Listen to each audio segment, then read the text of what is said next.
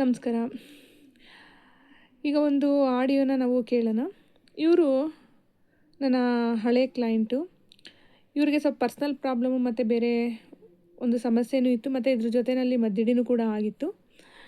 ಆ ಒಂದು ಸಮಸ್ಯೆಯಿಂದ ಹೊರಗಡೆ ಬಂದಿದ್ದಾದಮೇಲೆ ಈಗ ಅವರೇ ತಿಳ್ಕೊಂಡಿದ್ದಾರೆ, ಹೌದು ನಾನು ಈ ಸಮಸ್ಯೆಯಿಂದ ಹೊರಗಡೆ ಬಂದಿದ್ದೀನಿ ಅಂತೇಳಿ. ಆ ಒಂದು ಖುಷಿಗೋಸ್ಕರ ಅವರು ಒಂದು ಮೆಸೇಜ್ ಮಾಡಿದ್ದಾರೆ, ನನಗೆ ವಾಯ್ಸ್ ನೋಟ್ ಕಳಿಸಿದ್ದಾರೆ. ಅದನ್ನು ನಾನು ಪ್ಲೇ ಮಾಡ್ತೀನಿ. ಮತ್ತು ಸುಮಾರು ಜನನೂ ಕೂಡ ಅಷ್ಟೇ ಅವರಲ್ಲಿರುವಂತಹ ಸಮಸ್ಯೆನ ಗುರುತಿಸ್ಕೊಂಡು ಆ ಸಮಸ್ಯೆಗೆ ಪರಿಹಾರ, ಈಗ ನಾನೇನು ಪರಿಹಾರ ಹೇಳ್ತೇನೆ ಅದನ್ನು ಮಾಡ್ಕೊಳ್ಳೋದಲ್ದೇ ಅವರೂ ಕೂಡ ಅಷ್ಟೇ. ಈಗ ನಾನು ಒಂದು ಪರಿಹಾರ ಹೇಳಿದೆ 2-3 ಪಟ್ಟು ಅದನ್ನು ತುಂಬ ಚೆನ್ನಾಗಿ ಫಾಲೋ ಮಾಡ್ತಾರೆ. ಕೆಲವರು ಫಾಲೋ ಮಾಡಲ್ಲ. ಫಾಲೋ ಮಾಡೋವಂಥವ್ರಿಗೆಲ್ಲ ಪರ್ಫೆಕ್ಟಾಗಿ ರಿಸಲ್ಟು ಬರ್ತಾ ಹೋಗುತ್ತೆ.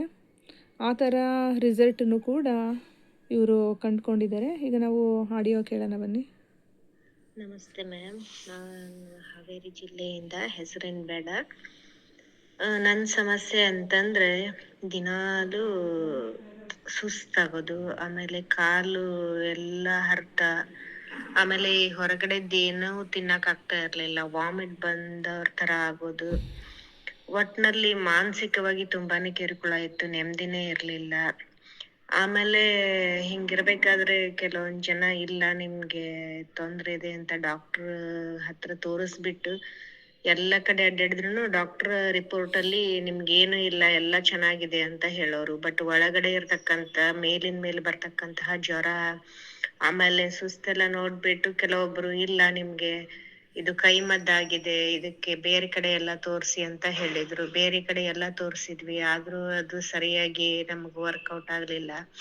ಆಮೇಲೆ ಒಂದ್ಸರಿ ಹಿಂಗೆ ಇರ್ಬೇಕಾದ್ರೆ ನಾನು ಯೂಟ್ಯೂಬ್ ಅಲ್ಲಿ ನಿಮ್ದು ವಿಡಿಯೋ ನೋಡಿದೆ. ಆ ವಿಡಿಯೋ ನೋಡ್ಬಿಟ್ಟು ಆತಪ್ಪ ಇವ್ರ ಹತ್ರ ತೋರ್ಸೋಣ ಅಂತ ವಿಚಾರ ಮಾಡಿದೆ. ಬಟ್ ಯೂಟ್ಯೂಬ್ ಅಲ್ಲಿ ಅಂದ ತಕ್ಷಣ ಹೆಂಗಿರ್ತಾರೋ ಏನಿರ್ತಾರೋ, ಆಮೇಲೆ ದುಡ್ಡೆಲ್ಲ ತಗೊಂಡ್ಬಿಟ್ಟು ಆಮೇಲೆ ಅದಕ್ಕೆ ಸರಿಯಾಗಿ ರೆಸ್ಪಾನ್ಸ್ ಮಾಡದೇ ಇದ್ರೆ ಏನ್ ಮಾಡೋದು ಅಂತ ಮತ್ತೆ ತಲೆಯಲ್ಲಿ ಬಂತು. ಹಿಂಗಾಗ್ಬಿಟ್ಟು ಆಮೇಲೆ ಏನ್ ಮಾಡಿದ್ವಿ, ಬೇಡ ಬಿಡು ಅಂತ 1 ವರ್ಷ ಬಿಟ್ಟೆ. ಆಮೇಲೆ ಯಾಕೋ ಮತ್ತೆ ಮೈಯಲ್ಲೆಲ್ಲ ತುಂಬಾನೇ ಹುಷಾರಾಗದೆ ಇರೋದ್ರಿಂದ ನಿಮ್ಮನ್ನ ಸಂಪರ್ಕ ಮಾಡಿದ್ವಿ.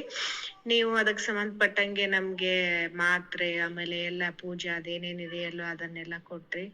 ಅದಕ್ಕೆ ಕೊಟ್ಟಿದ್ದಾದ್ಮೇಲಿಂದನ 2 ದಿನಕ್ಕೆ ನನ್ಗೆ ದೇಹದಲ್ಲಿ ಆಗತಕ್ಕಂತಹ ಬದಲಾವಣೆ ಎಲ್ಲ ಗೊತ್ತಾಯ್ತು.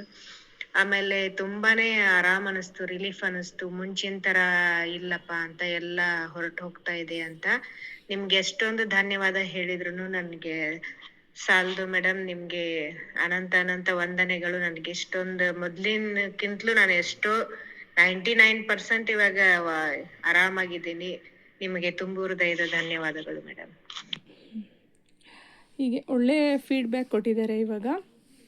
ಮತ್ತು ಇವಾಗ ಸಮಸ್ಯೆಯ ಮೂಲ ಅದು ಏನೇ ಇರ್ಬೋದು, ಮೇನ್ ಏನಪ್ಪ ಅಂತ ಅಂದರೆ ನಮ್ಮ ಮನಸ್ಥಿತಿ ಇರುತ್ತಲ್ವ. ಅಂದರೆ ಈಗ ನೋಡಿ, ಒಬ್ಬರಿಗೆ ಮಾತ್ರೆ ತಗೊಂಡ್ರೆ ಗುಣ ಆಗೋದು, ನಾನು ಪೂಜೆ ಮಾಡಿಸಿದ್ರೆ ಗುಣ ಆಗೋದು, ಈ ಥರದ್ದು ಒಂದೊಂದು ಮೈಂಡಲ್ಲಿ ಇಟ್ಕೊಂಡಿರ್ತಾರೆ.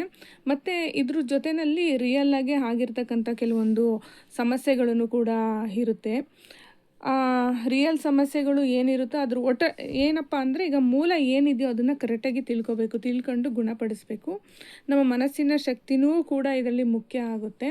ನಾವು ಮಾನಸಿಕವಾಗಿಯೂ ಕೂಡ ಅಷ್ಟೇ ನಮ್ಮ ಆತ್ಮಬಲವನ್ನು ಹೆಚ್ಚಿಸ್ಕೊಂಡು ನನಗೆ ಒಳ್ಳೆಯದಾಗುತ್ತೆ, ಹಾಗೇ ಆಗುತ್ತೆ ಅಂತ ಒಂದು ಭರವಸೆಯಿಂದ ನೀವು ಈಗ ಪ್ರಸಾದವನ್ನು ತೆಗೆದುಕೊಂಡ್ರೂ ಕೂಡ ಆ ಒಂದು ಭರವಸೆನೇ 40% ನಿಮ್ಮಲ್ಲಿರ್ತಕ್ಕಂಥ ಕಾಯಿಲೆಗಳು ಗುಣ ಆಗ್ತಾ ಹೋಗುತ್ತೆ. ಮತ್ತು ಇವರು 2 ದಿವಸದಲ್ಲೇ ನನಗೆ ಸ್ವಲ್ಪ ಎಲ್ಲ ಆರಾಮ್ ಅಂತ ಅನ್ನಿಸ್ತು ಅಂಥೇಳಿ ಎಲ್ಲ ಹೇಳಿದ್ರಲ್ಲ. ಕೆಲವೊಬ್ಬರಿಗೆ 2 ದಿವಸ ಅಂತ ಲೆಕ್ಕ ಇರುತ್ತೆ, ಮತ್ತು ಕೆಲವೊಬ್ಬರು ಅವರವರ ದೇಹ ಪ್ರಕೃತಿ ಮೇಲೆ ಡಿಪೆಂಡ್ ಆಗುತ್ತೆ. ಇವಾಗ 2 ದಿನ ಅಂದರೆ 2 ದಿವಸಕ್ಕೆ ಆಗೋದಿಲ್ಲ. 1 ವಾರ ತೊಗೋಬೋದು, 9 ದಿನ, 1 ತಿಂಗಳು, ಮತ್ತು 3 ತಿಂಗಳು, 6 ತಿಂಗಳು ಹಿಂಗೆಲ್ಲ ತೊಗೋಬೋದು. ಅವ್ರವ್ರ ದೇಹ ಪ್ರಕೃತಿ ಮೇಲೆ ಡಿಪೆಂಡ್ ಆಗ್ತಾ ಹೋಗುತ್ತೆ. Thank you.